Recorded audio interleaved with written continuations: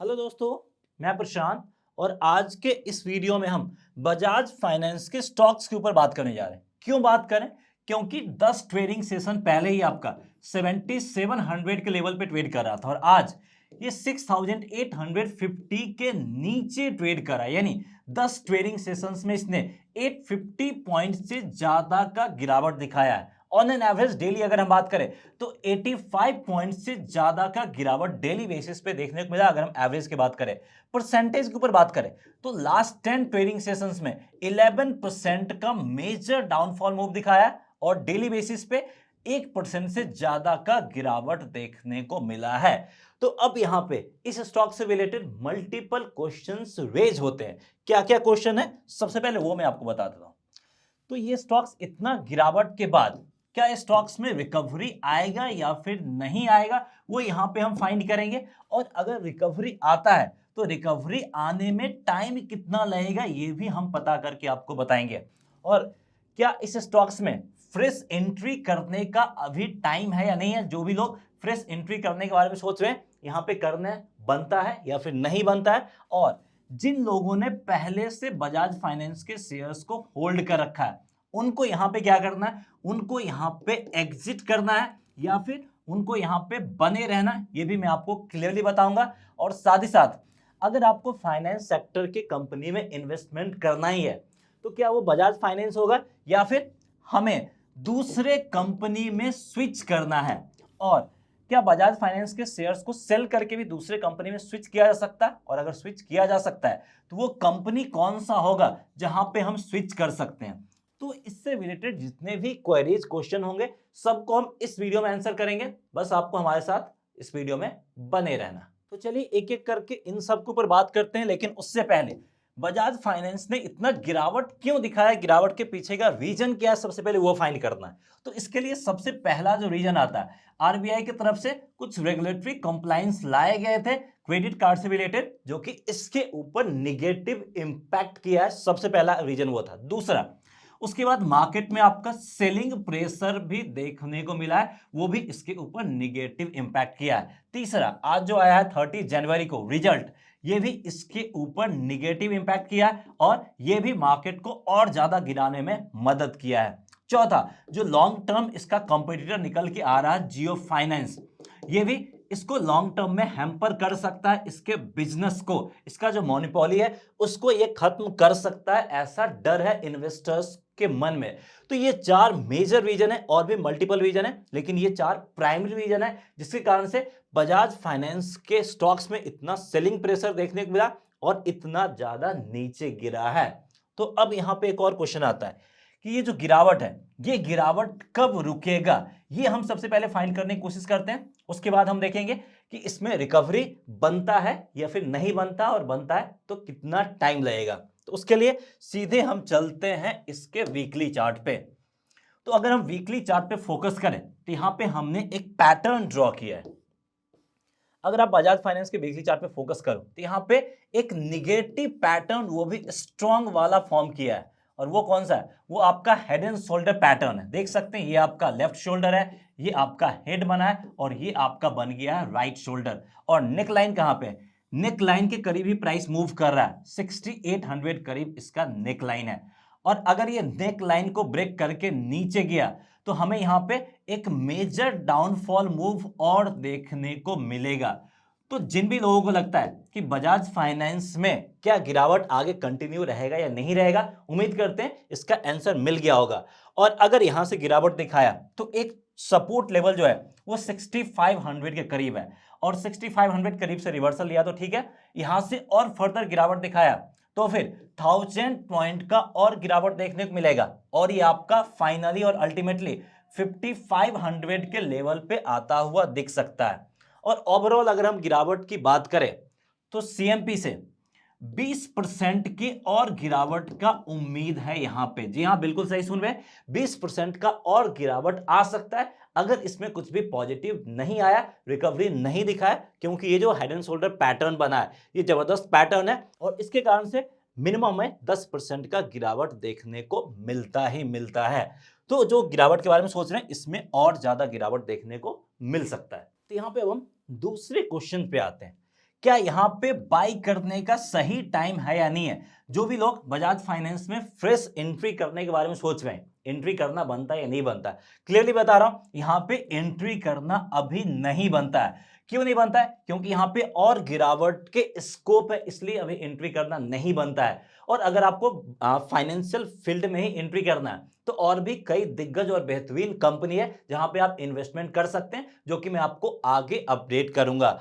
तो ये क्वेश्चन का आंसर मिल गया। जिन भी लोगों को फ्रेश एंट्री करना है यहां पे क्लियरली और कैपिटल लेटर में नो है। अब यहां पे हम आते हैं नेक्स्ट क्वेश्चन के ऊपर कि इसमें रिकवरी आएगा या फिर नहीं आएगा, ये हमें पता करना है। तो ये बड़ी कंपनी है और यहां पे रिकवरी आएगा ही आएगा। अभी मैं क्यों बता रहा हूं, इसके पीछे का रीजन है। तो रीजन क्या है? रिसर्च रिपोर्ट है। सबसे पहले रिसर्च रिपोर्ट के ऊपर अगर हम फोकस करें तो वह आपका एक्सिस सिक्योरिटीज का रिसर्च रिपोर्ट है। इसने अपना टारगेट पहले से जरूर कम किया है, लेकिन अभी भी इसका टारगेट आपका 8,810 के करीब का टारगेट बनता है। वहीं दूसरे रिसर्च रिपोर्ट पे अगर हम फोकस करें तो ये आपका निर्मल बैंक का, इसने भी टारगेट पहले से जरूर कम किया, सारे लोगों ने डाउनग्रेड किया, लेकिन अभी भी यहां पे टारगेट 9,100 का बना हुआ है। वहीं तीसरे रिसर्च रिपोर्ट पे अगर हम फोकस करें बीओबी कैप्स का, तो इसने भी टारगेट कम जरूर किया, लेकिन अभी भी 10,000 के करीब का टारगेट यहां पे रखा गया है। तो मिनिमम टारगेट अभी भी यहां पे आपका कितने का आ रहा है? 8,000 के करीब का टारगेट आ रहा है। यानी ये सारा रिसर्च रिपोर्ट दिखा रहा है कि बजाज फाइनेंस में रिकवरी तो आना है, लेकिन रिकवरी आने में टाइम कितना लगेगा, ये सबसे बड़ा क्वेश्चन है। क्योंकि सबको पता है रिकवरी तो आएगा।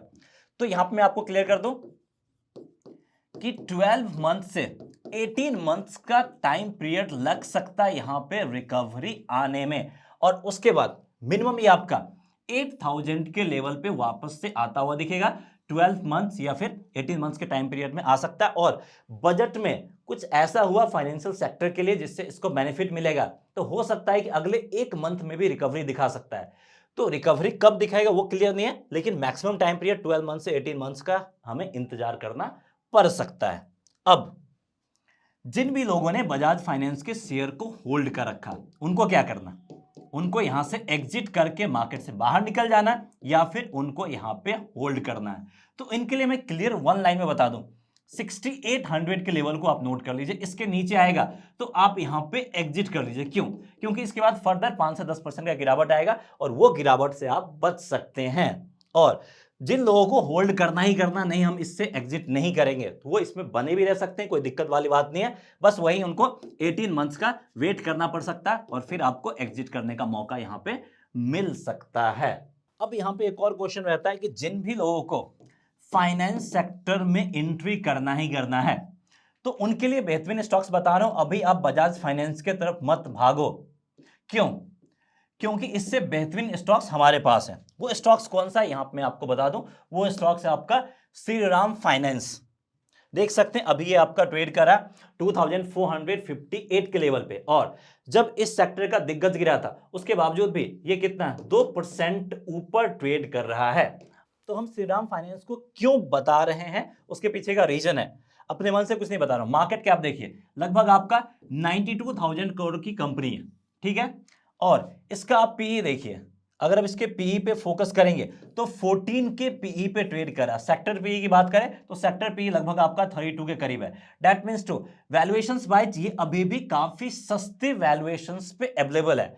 सस्ता है तो क्या इसका फाइनेंशियल रिपोर्ट खराब है? क्या इसका परफॉर्मेंस उतना बेहतरीन नहीं है? तो वो भी हम देख लेते हैं कि इसका फाइनेंशियल रिपोर्ट परफॉर्मेंस कैसा है। उसके बाद हम इसको बजाज फाइनेंस से भी कंपेयर करेंगे ताकि आपको क्लियरली सब कुछ समझ में आ जाएगा।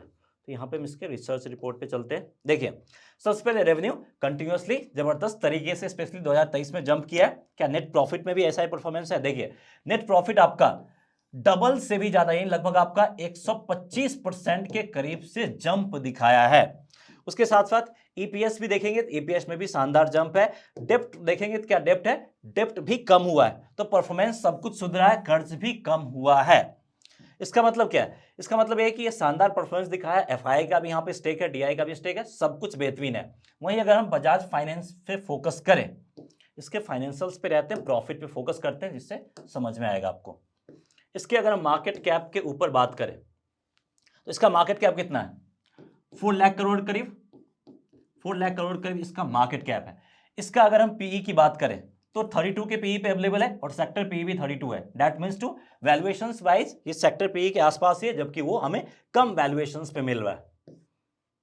और इसके अगर हम प्रॉफिट से उसके प्रॉफिट को कंपेयर करें मार्केट कैप को ध्यान में रखते हुए, तो आपको थोड़ा सा यहां पे समझ में आएगा।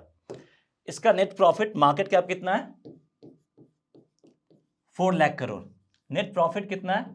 11,500 करोड़। वहीं श्रीराम फाइनेंस के ऊपर बात करें, इसका मार्केट कैप था लगभग आपका 93,000 करोड़ करीब और प्रॉफिट है आपका 6,000 करोड़ करीब। यानी मार्केट कैप में डिफरेंस कितना है? लगभग आपका 4 गुना से ज्यादा का डिफरेंस है। प्रॉफिट में डिफरेंस कितना है? 2 गुना से कम का भी प्रॉफिट में डिफरेंस है। तो ये होता है परफॉर्मेंस वाइज सही स्टॉक्स को पिक करना। तो फाइनेंस सेक्टर में ही अगर आपको जाना है तो आप बजाज फाइनेंस से भी चाहो तो स्विच करके श्रीराम फाइनेंस में जा सकते हो। ये आपको उसी टाइम पीरियड में उससे बेहतर रिटर्न बना के देगा। सो उम्मीद करते हैं यहां पे आपको पूरा क्लैरिटी मिल गया होगा। और आपका क्या मानना है, क्या किसमें हमें ज्यादा बेहतर रिटर्न मिलेगा, बजाज फाइनेंस या फिर श्रीराम फाइनेंस? कमेंट करके जरूर बताएगा। सो दैट्स ऑल, मिलते हैं नेक्स्ट वीडियो में। जय हिंद।